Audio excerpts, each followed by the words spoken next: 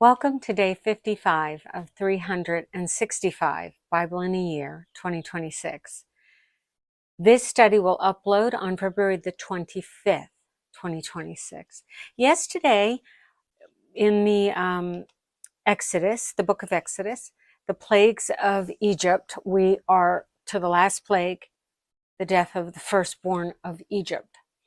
And we discussed they had to sacrifice unblemished lambs and paint their lintels and doorposts with the blood of the unblemished lamb. Why would that be? Did God really need a sign to tell the difference between the Jews and the the Jews and the Egyptians? No, it was a sin sacrifice. So they are repenting and they are covering their doorposts with blood.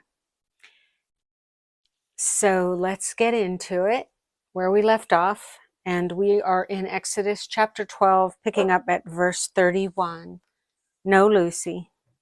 Then he summoned Moses and Aaron by night and said, "Up, go out from among my people, both you and the people of Israel, and go, serve the Lord as you have said.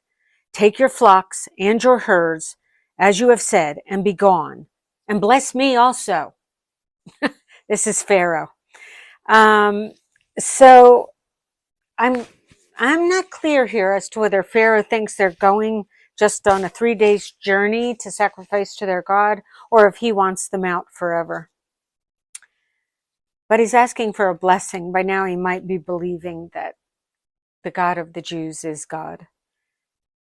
The Egyptians were urgent with the people to send them out of the land in haste, for they said, "We shall all be dead."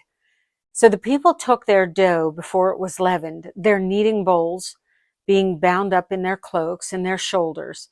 The people of Israel had also done as Moses told them, for they had asked the Egyptians for silver and gold jewelry and for clothing. And the Lord had given the people favor in the sight of the Egyptians, so that they let them have what they asked. Thus they plundered the Egyptians. That is to make it look like they had won a battle. Not look like they had won a battle, but that would be a hallmark of winning a battle, plundering.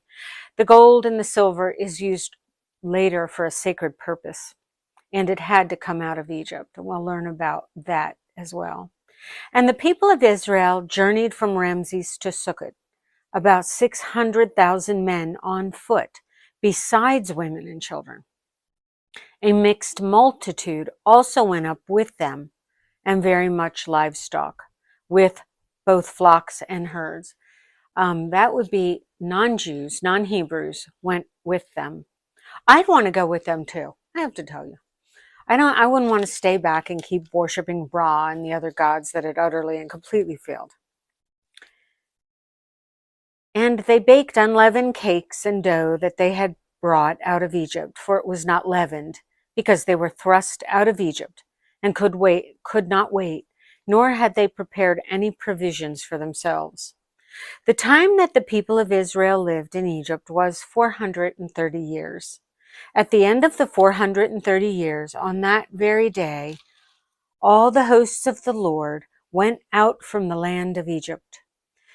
It's interesting that the Hebrews here are called the hosts of the Lord. It was a night of watching by the Lord to bring them out of the land of Egypt. So this same night is a night of watching kept to the Lord by all the people of Israel throughout their generations. Went out from the land of Egypt. I'm wondering if the hosts were angels watching over. That was verse 42. We'll see what the Torah scholars have to say about that. Institution of the Passover, starting in verse 43. And the Lord said to Moses and Aaron, "This is the statute of the Passover. No foreigner shall eat it, but every slave that is brought for money may eat of it after you have circumcised him. No foreigner or hired worker may eat of it. It shall be eaten in one house. You shall not take any of the flesh outside the house, and you shall not break any of its bones. All the congregation of Israel shall keep it. If a stranger shall sojourn with you, and would keep the Passover to the Lord, let all his males be circumcised. Then he may come near and keep it. He shall be as a native of the land, but no uncircumcised person shall eat of it. There shall be one law for the native, and one for the stranger who sojourns among you. All the people of Israel did just as the Lord commanded Moses and Aaron. And on that very day, the Lord brought the people of Israel out of the land of Egypt by their hosts. You know what it could mean? All the people of Israel out of the land of Egypt by their hosts. There is an angel, and we'll read about it later, assigned to each of the 12 tribes. So maybe it is the 12 angels act as the host, the heavenly host. Maybe that's what it is. I don't know for sure. I'm not hard selling that. Chapter 13, Consecration of the Firstborn. The Lord said to Moses, "Consecrate to me all the firstborn. Whatever is the first to open the womb among the people of Israel, both of man and of beast, is mine." One of the reasons that God is making this command is because the firstborn of Israel was spared. They belong to God. The Feast of Unleavened Bread. Then Moses said to the people, "Remember this day in which you came out from Egypt, out of the house of slavery. For by a strong hand the Lord brought you out from this place. No leavened bread shall be eaten. Today, in the month of Abib, you are going out. And when the Lord brings you into the land of the Canaanites, the Hittites, the Amorites, the Hivites, and the Jebusites, which he swore to your fathers to give you, a land flowing with milk and honey, you shall keep this service in this month. 7 days you shall eat unleavened bread, and on the 7th day there shall be a feast to the Lord. Unleavened bread shall be eaten for 7 days. No leavened bread shall be seen with you, and no leaven shall be seen with you in all your territory." And before I read verse 8, let me pause there to say that many of us see this. We know when the Passover is around. It's usually around Easter, our time. And we see the shelves or the section in our grocery store that have matzah, which is unleavened bread. To this day, I love matzah. I haven't bought it in a long while because it's very carby, but because I always grew up in an area with a high population of Jews, we would eat matzah with it was probably margarine because they don't mix meat and dairy, but we would have, but I thought it was butter, but it was probably a vegetable spread of some sort. We would eat matzah with melted butter or margarine on it, and it was really good. You tell your son on that day, "It is because of what the Lord did for me when I came out of Egypt. And it shall be to you as a sign on your hand and as a memorial between your eyes, that the law of the Lord may be in your mouth, for which a strong hand the Lord has brought you out of Egypt. You shall therefore keep this statute at its appointed time from year to year." And we know that they do until this day. When the Lord brings you into the land of the Canaanites, as he swore to you and your fathers, and shall give it to you, you shall set apart to the land all that first opens the womb. All the firstborn of your animals that are males shall be the Lord's. Every firstborn of a donkey you shall redeem with a lamb. Or if you will not redeem it, you shall break its neck. Every firstborn of man among your sons you shall redeem. And when in time to come your son asks you, "What does this mean?" you shall say to him, "By a strong hand the Lord brought us out of Egypt, from the house of slavery. For when Pharaoh stubbornly refused to let us go, the Lord killed all the firstborn in the land of Egypt, both the firstborn of man and the firstborn of animals.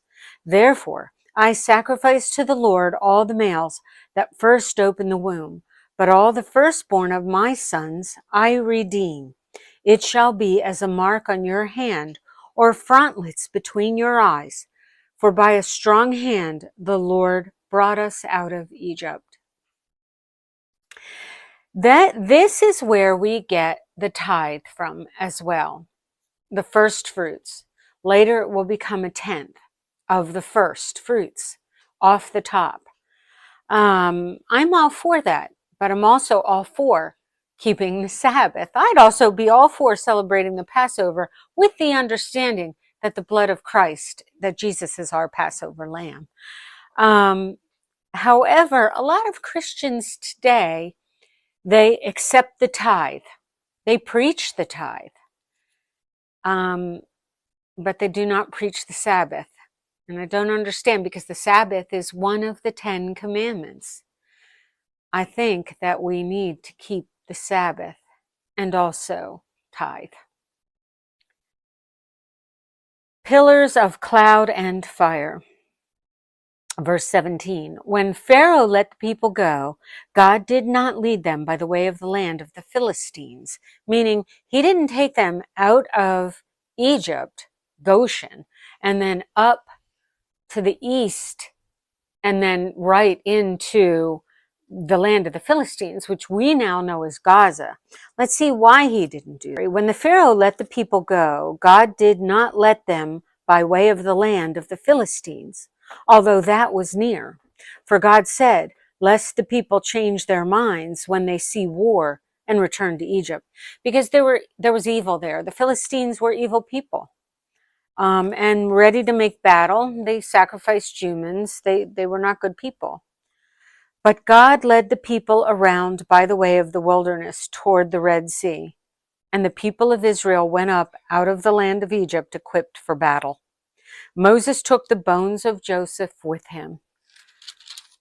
For Joseph had made the sons of Israel solemnly swear, saying, God will surely visit you, and you shall carry up my bones with you from here. Let's remember that Joseph was the younger brother of Jacob's 12 sons, the two of the youngest, Joseph and Benjamin, Benjamin being the youngest. And that Moses is of the tribe of Levi. And Levi is among the oldest brothers of Jacob's 12 sons. So it is a brother carrying up the bones of a brother. And remember, they sold him into slavery. And Levi's part in that was no small matter. So now a descendant of Levi is bringing Joseph home. I think that's beautiful. And it's also the kind of justice God grants that we're looking forward to in the world to come. And they moved on from Sukkot and encamped at Etham on the edge of the wilderness. And the Lord went before them by day in a pillar of cloud to lead them along the way, and by night in a pillar of fire to give them light, that they may travel by day and by night. The pillar of cloud by day and the pillar of fire by night did not depart from before the people.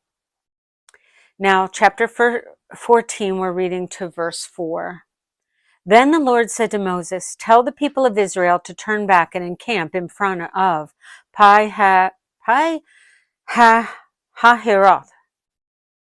between Migdal and the sea, in front of Baal-Zephon. You shall encamp facing it by the sea. For Pharaoh will say to the people of Israel, they are wandering in the land. The wilderness has shut them in, and I will harden Pharaoh's heart, and he will pursue them. And I will get glory over Pharaoh and all his host, and the Egyptians shall know that I am the Lord. And they did so. They camped there by the Red Sea. So let's see what the Torah scholars have to say. The route to Eretz Yisrael. The quickest, easiest, and most direct route from Egypt to Eretz Yisrael is northeast along the coast to the Mediterranean Sea, a route that goes through Philistia, which is modern-day Gaza, which is on the west coast of the Holy Land, part of which is the Gaza area of today. However, just as this was the easiest way to leave Egypt, it would also have been the easiest way to return there, since the warlike Philistines were sure to fight the Jewish invaders. God knew that the people would lose heart and return to Egypt. To avoid this, he led them on a roundabout path through the Sinai desert, going east and then north, so that they would enter the land from the eastern bank of the Jordan River. This would take them so far from Egypt that it would be difficult, though not impossible, for them to consider returning. Now we're going to read Matthew chapter 11, verse 1 to 19. And chapter 11, when Jesus had finished instructing his 12 disciples, and remember there are 12 tribes of Israel and 12 apostles, and I would not be surprised if the 12 apostles represented the 12 tribes of Israel. There would be some overlap, of course. He went on from there to teach and preach in their cities. Now, when John heard in prison about the deeds of Christ, he sent word by his disciples and said to him, "Are you the one who is to come, or shall we look for another?" And I wish the Pharisees would have asked that direct question of Jesus, but they really didn't want to know the answer, I think. And Jesus answered them, "Go and tell John what you hear and see. The blind receive their sight, and the lame walk. Lepers are cleansed, and the deaf hear, and the dead are raised up, and the poor have good news preached to them. And blessed is the one who is not offended by me." As they went away, Jesus began to speak to the crowds concerning John. "What did you go out in the wilderness to see? A reed shaken by the wind? What then did you go out to see? A man dressed in soft clothing? Behold, those who wear soft clothing are in kings' houses. What then did you go out to see? A prophet? Yes, I tell you, and more than a prophet. This is he of whom it is written, 'Behold, I send my messenger before your face, who will prepare your way before you.' Truly I say to you, among those born of women, there has arisen no one greater than John the Baptist. Yet the one who is least in the kingdom of heaven is greater than he." Because John the Baptist is still alive, and those who pass on and are in heaven, the saints, as many denominations call them, are greater than anyone who is on this earth. We do not get glorified. We are not made perfect until we cross over, that is, until we die and live again in eternity. The days of John the Baptist until now, the kingdom of heaven has suffered violence, and the violent take it by force. For all the prophets of the law prophesied until John. And if you are willing to accept it, he is Elijah who is to come. He who has ears to hear, let him hear. Do I think that means he's reincarnated? I don't. It could mean that, but I don't base my religion on it. For if it was so, Jesus would have told me. John himself says he is not Elijah. And later, as we read, it says he came in the spirit of Elijah, meaning he's very much like Elijah. He's an Elijah-like person. But to what shall I compare this generation? Is it like children sitting in the marketplaces and calling to their playmates? We played the flute for you and you did not dance. We sang a dirge and you did not mourn.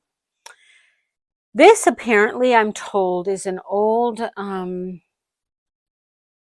it's an old Greek rhyme of some sort. So the Bible does have quotes outside of the Bible. And Shakespeare quotes a lot of the Bible, by the way. "For John came neither eating nor drinking, and they say he has a demon. The Son of Man came eating and drinking, and they say, look at him, a glutton and a drunkard, a friend of tax collectors and sinners. Yet wisdom is justified by her deeds."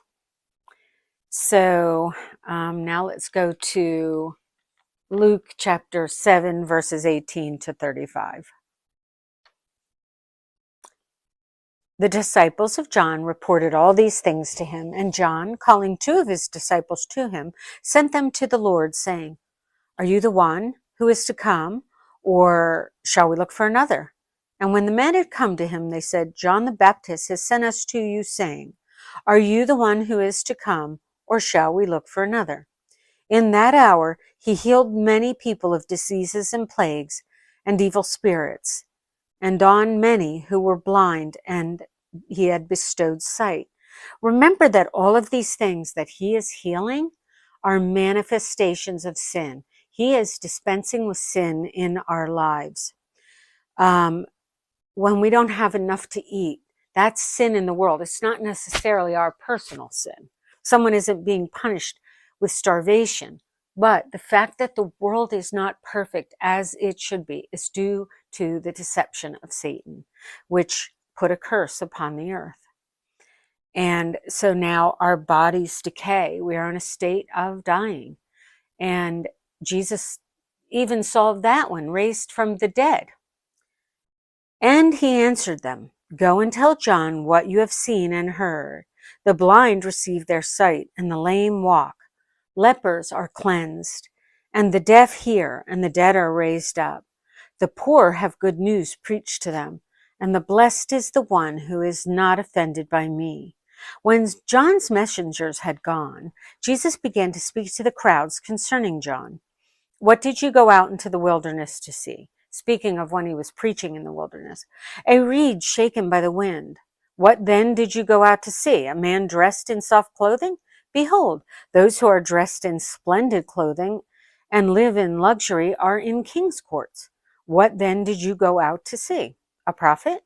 Yes, I tell you, and more than a prophet. This is he of whom it is written, 'Behold, I send my messenger before your face, who will prepare your way before you.' I tell you, among those born of women, none is greater than John, yet the one who is least in the kingdom of God is greater than he." When all the people heard this, and the tax collectors too, they declared God just, having been baptized with the baptism of John. But the Pharisees and the lawyers rejected the purpose of God for themselves, not having been baptized by him. "To what then shall I compare the people of this generation? And what are they like? They are like children sitting in the marketplace and calling to one another.